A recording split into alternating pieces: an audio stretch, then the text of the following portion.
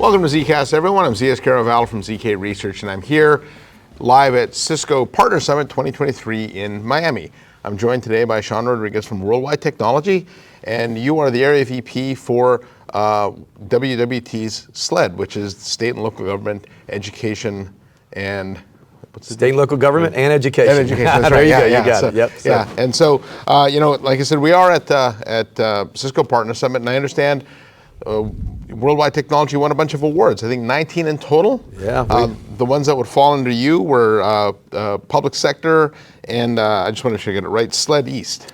Yeah, there were actually a few, you're correct, 19. I think we certainly got the most awards, and we're very proud of that. How are you going to carry all those awards? Yeah, hopefully they're shipping them back, right? Because I'm a carry-on kind of guy. But yeah, we were very fortunate. Public sector at Cisco is part of their Americas organization. Yep. So we won their Global Award for America's Partner of the Year, which of course SLED and public sector was a contributor to. As you mentioned, we won Public Sector Partner of the Year, the SLED East Growth Partner of the Year, the America's East Partner of the Year. So 4 or 5 different areas where certainly our investment in this space really helped contribute to the results. Yeah, well, congratulations on that. I've worked with WWT for a long time. I know you guys very advanced in your thinking and the way you go to market and stuff, so well-deserved award. Thank you. Yeah. Thank you. And so what do you think of the event? How's it been for you?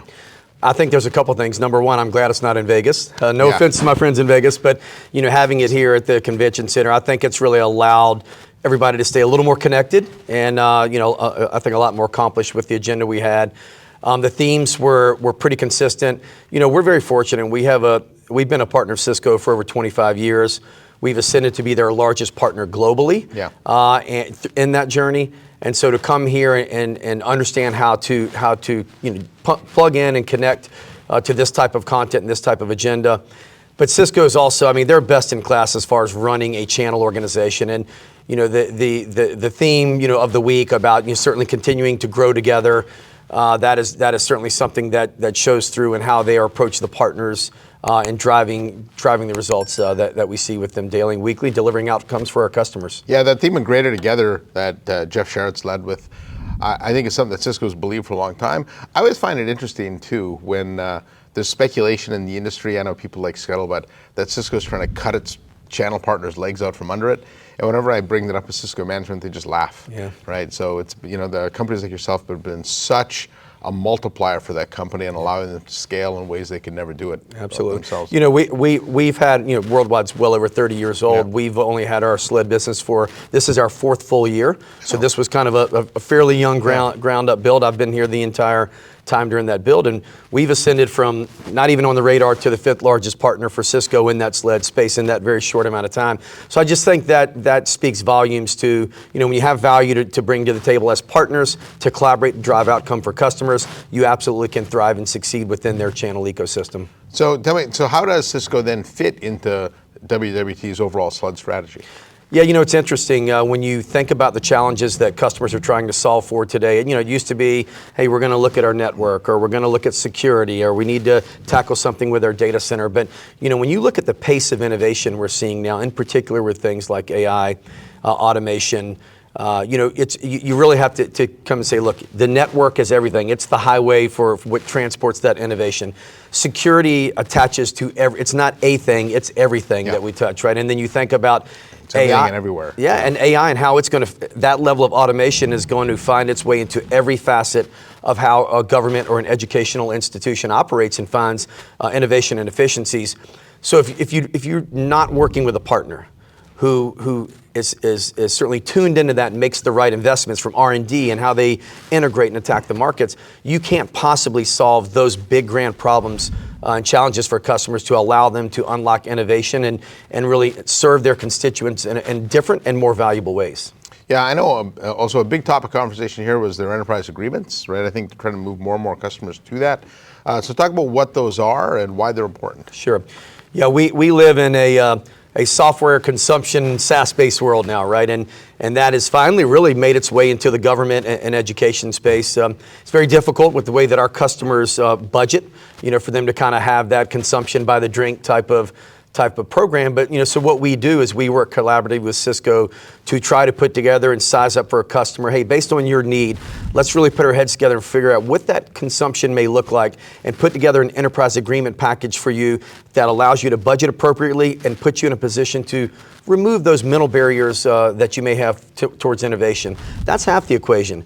The other half of the equation is once a customer has an enterprise agreement, we have a duty to help that customer drive time to value and drive adoption. So we have some wonderful lifecycle management programs with advisory services and our adoption services, and how we have a methodology on how we work with customers to make sure they extrapolate and maximize all their value on the consumption and utilization of the software in those enterprise agreements. Yeah, Cisco CFO Scott Herron actually brought that up on stage this morning.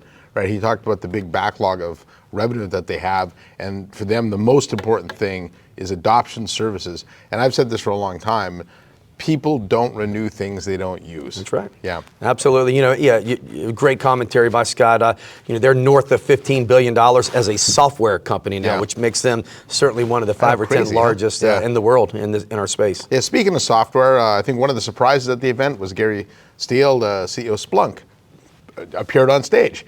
And I wasn't sure he'd be able to, given where they are in the acquisition now, but it was good to see him here. Why are you excited about that?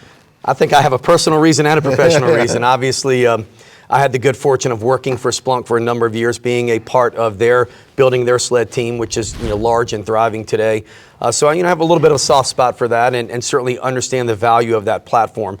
When you take what they bring to the table, and you look at the opportunity of Cisco taking all of its other security and observability products and really integrating those into the Splunk platform, it's really going to put that solution set in a class of its own, right? I mean, we used to liken to think of Splunk as kind of the highest tower in the castle, right? I mean, it sees everything, and it's able to to help fortify the entire castle, if you will. So as Cisco takes all of this wonderful innovation and acquisitions they've done in this security and observability space and finds a way, it's really going to drive the innovation for those customers and how they take advantage of automation and AI and some of the other security, of course, obviously being something we already talked about.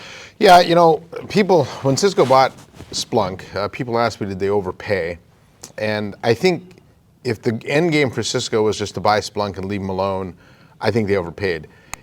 However, the data that Splunk has, if you can take that and now move it into security, move it into full stack observability, move it into the CX organization, then move it into networking, then all of a sudden that data creates that 1 + 1 = 3, and then that $28 billion they paid for it actually doesn't seem like so much, right? So it's a data-driven world. Data's the currency. We all know that, and you're exactly right. As a machine data platform, it is an unbelievable solution that Cisco acquired, but also just what they have with Splunk base, kind of their app store, if you will, and the amount of integrations they have with the extended ecosystem out there. It's really going to allow those customers that have a large investment in Cisco and Splunk, and perhaps even some of those other ecosystem partners. Cisco has spent a reasonable amount of time talking about that on stage this week. It's going to, the power of it and the value of it's going to extend beyond Splunk and Cisco to their entire, their entire stack. And I'm really excited about Cisco's full stack observability. I think this is an area they've been working on for a while.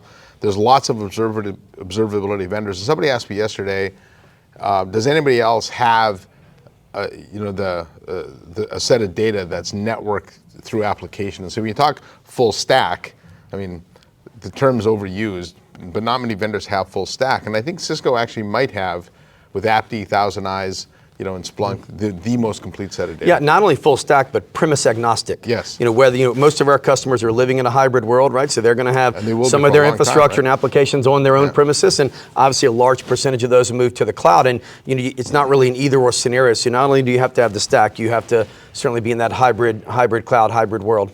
Yeah, so let's go back to SLED. I think one of the things I've noticed in SLED is they often treat modernization and digital transformation separately, and they want to modernize first, then think about how to digitally transform. And so talk about how leaders in that space can actually, how they should be thinking about the modernization and digital transformation, work with companies like yourself, work with companies like Cisco to streamline those initiatives so they're not, in effect, doing the transformation twice. Yeah, I mean, it's challenging, but very rewarding at the same time. I mean, clearly living in this space professionally for over 25 years now, a couple things haven't changed. There never they never get enough money and they never have enough people, right? But the pace of innovation has not slowed down. It's, if anything, it's rapidly accelerated, right? But what I think we have started to see, and we saw this discussed at NASCIO a few weeks ago, which is the National State CIO Conference that takes place annually, and they really spent some time talking about the role of a state CIO moving forward and what that looks like. And I think one of the biggest transformations we've seen in this space is those senior IT executives, the CIO, the CTO, the COO in some cases, really starting with the outcome, the desired outcome, and working their way backwards from there. Number one. Number two, an expansion of the stakeholders that they're bringing into the tent to kind of ideate and have those discussions, and it not just be solving a technology challenge, but actually solving for the business challenge for each line of business or each functional role. So I think that level, and certainly we have consulting services and advisory services, and folks that were former C-levels of universities and state governments that work as part of my organization here. So not only do we bring the innovative side of things from who we are as worldwide, who we represent in our partner ecosystem, but now we've brought those kind of those customer personas onto our team, so we can really think about it and think about that solution end to end and work with those customers through a very specific ideation process that we have. And the results we're seeing is tremendous. It's really allowing us to transition to that SI persona. I like to say at times, our world used to be really simple. Customers had to say, I need a VAR for this, I need a service provider for this, I need an SI for this. But when you think about digital transformation and what citizens and constituents and students and passengers and what people expect now in the world that we live in, no longer is any one of those alone going to do the job right. You have to have a partner who understands kind of all three of those legs in the stool, that has the resources, has the experience, and that's really where Worldwide differentiates itself in the market, and that's certainly been a big part of our growth strategy and our state and local and education journey. Yeah, well, I'm glad you're helping them, because I travel globally. And I've often felt that when I go to other regions, local governments, in the Middle East and places, they tend to drive a lot of innovation. You go to APAC, that's the case. Domestically in the U.S., it seems local governments often lag in innovation. But I think the citizen cry now for a lot of these digitized services, especially since the pandemic, has gotten so high that I think they need help from companies like yourself to help them move along and know what to do. So, sure, and I would agree with you, Zeus, and but AI and automation and some of those things, you take those and put them together with the results are coming out of the pandemic. I mean, those are things we're seeing government be as progressive as some of the financial services or big tech or some of the other organizations out there. So they're moving very, very quickly down that road, and we're working with a number of them. We're working with one state on modernizing their business licensing program, right? So that they're building it as a total digital platform now on how their constituents, a single door of entry in for all their business needs. We're working with another state on modernizing to a cashless tolling, right? When you kind of think about it from that perspective. Just a couple of examples, but what we're seeing out there again is it's not where our customers are going. It's not about replacing jobs or doing things. They don't have enough people as it is. So if you can take some of those things that are rinse and repeatable, more lower priority, and drive automation there, so that you can take the resources you have, apply them to the higher value use cases. That's again something that's kind of how we're seeing government start to transition. And on the topic of modernization in government, I think the other area where they've struggled a little bit is they think about security after the deployment, right? And so how are you advising your customers to ensure that security is part of the modernization process and not an afterthought? Yeah, I mean, clearly, so security, I mentioned NASCIO a few minutes ago. They do a NASCIO top 10 survey every year, and gosh, just the last 8 years at least I can remember, if not longer, I'm sure security's number one, and it's still number one, right? You see other things move up and down the stack, or up and down that list, but security's been number one, and that doesn't change. I mean, they continue to be underfunded, they continue to be understaffed, but what we've seen really is, federal government has stepped up. They provided a lot of money to the state governments.